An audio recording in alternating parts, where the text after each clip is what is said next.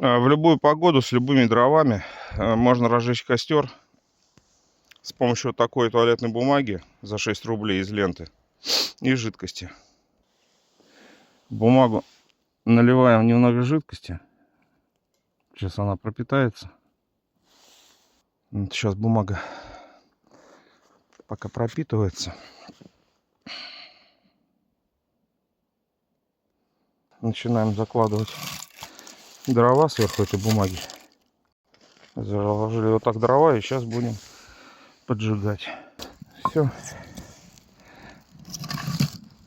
С любыми, даже сырыми дровами, ваш костер сразу разгорится.